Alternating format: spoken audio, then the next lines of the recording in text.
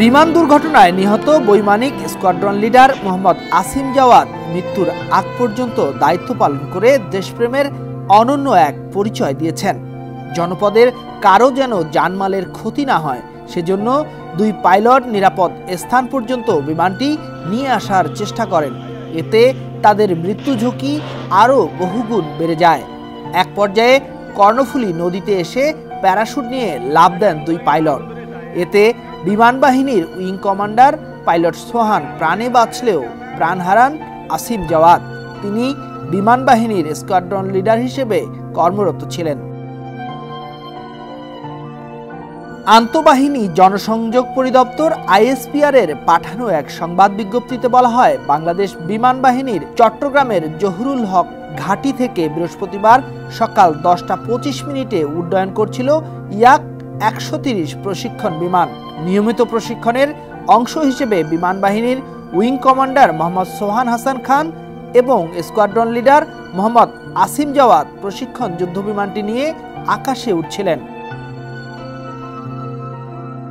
হঠাৎ প্রশিক্ষণের শেষ প্রান্তে উড্ডয়নরত বিমানটিতে আগুন ধরে যায়। এই অবস্থায় চট্টগ্রামের জনবহুল ও গুরুত্বপূর্ণ এলাকা তথা সাধারণ মানুষের জানমালের ক্ষয়ক্ষতি এড়াতে দূরে জনশূন্য কোথাও অবতরণ করাটাই ছিল পাইলটদের প্রধান লক্ষ্য।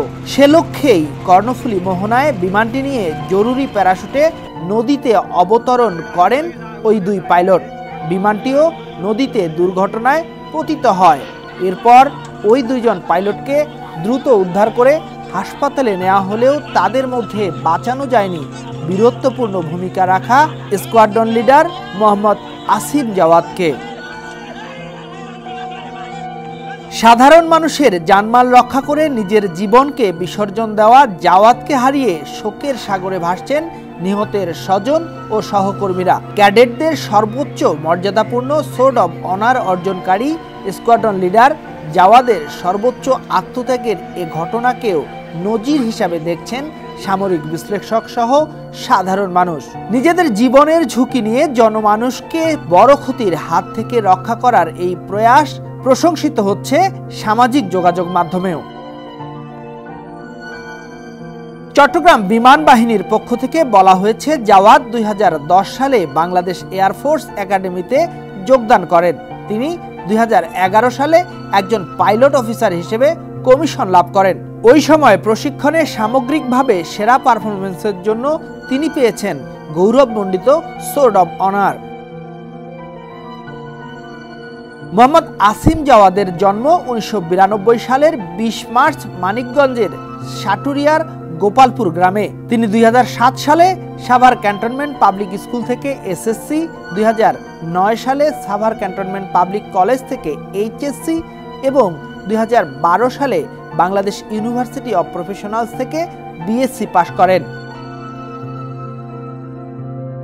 জাওয়াদ 2010 সালের 10 জানুয়ারি বিমান বাহিনীতে যোগ দেন। 2011 সালের 1 ডিসেম্বর তিনি ক্যাডেটের সর্বোচ্চ সম্মান সোর্ড অব অনার প্রাপ্তি সহ জিডি শাখায় কমিশন লাভ করেন।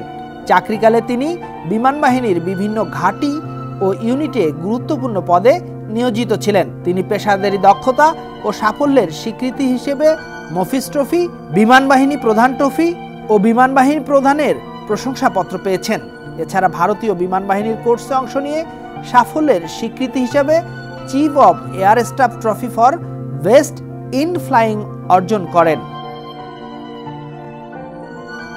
স্কোয়াড্রন লিডার মোহাম্মদ আসিম জাওয়াদের মৃত্যুতে মরহুমের আত্মার মাগফিরাত কামনা করে শোক সন্তপ্ত পরিবারের প্রতি গভীর সমবেদনা জানিয়েছেন প্রধানমন্ত্রী শেখ হাসিনা।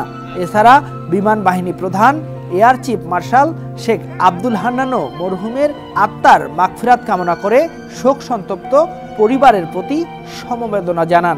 ভয়ানক এ দুর্ঘটনার কারণ উদ্ঘাটনে বিমান বাহিনী প্রধানের নির্দেশনায় ইতোমধ্যে বিমান বাহিনীর একটি উচ্চ পর্যায়ের তদন্ত কমিটি গঠন করা হয়েছে। ডেস্ক রিপোর্ট, সমকাল।